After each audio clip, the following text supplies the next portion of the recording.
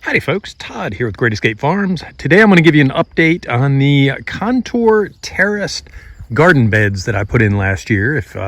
If you check the show notes and up in the upper right hand corner, I will have a link to the actual building of these.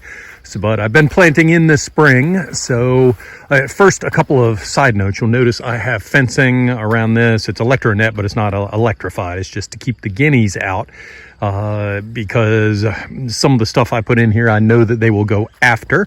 So also I have this wood here, and we have grass here that sends rhizomes and runners out under the ground. So I haven't done it yet, but I'm going to be digging the wood in to prevent the rhizomes from getting in here, because that's been an issue. I'm having to do a lot more weeding than I really want to. So just on the backside, the hills over here with mulch and cardboard, that seems to be working well, but mainly on the hillside over here, on the uphill side, I need to put some kind of a wood in. So that is in progress.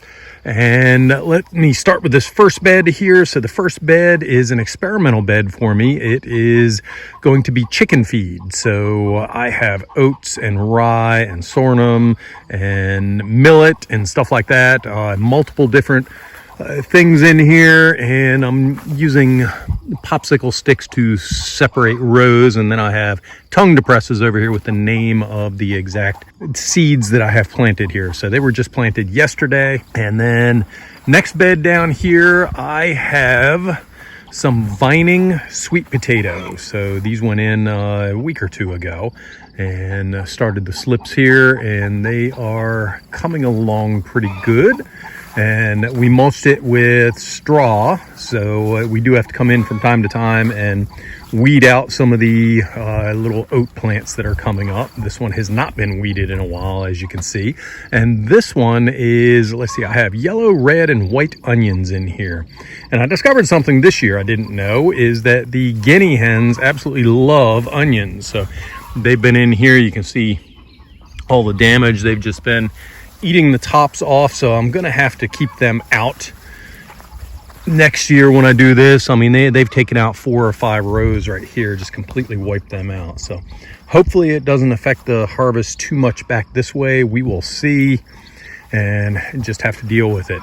Down here we are starting asparagus. So I have asparagus a little here and there. This will be the first bed entirely of asparagus.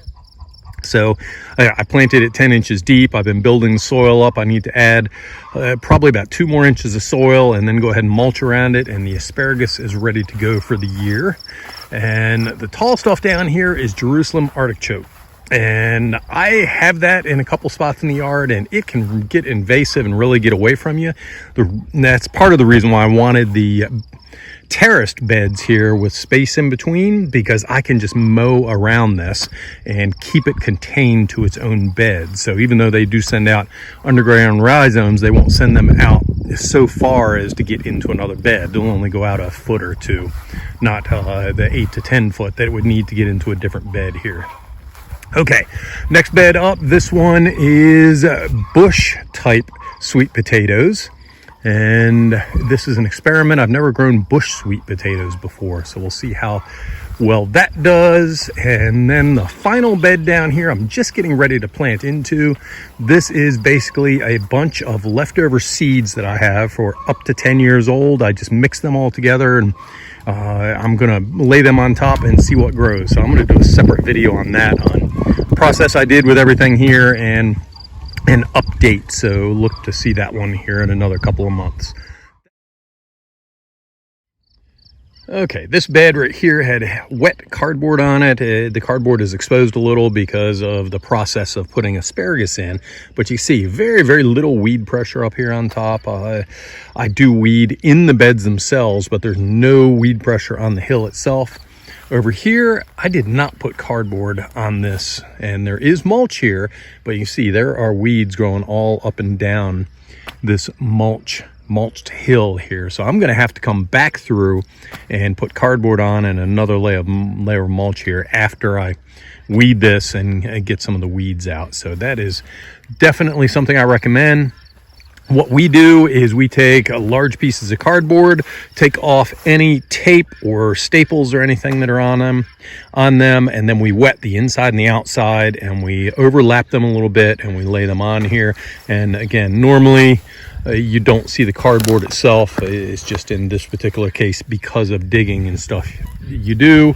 Actually, let me come down here. You can see a little bit here on the Jerusalem Artichokes, and you'll notice I don't have weeds growing right on the bed or on the mulch hill itself, but in the bed I do have some weeds, so I need to get in and tear those out.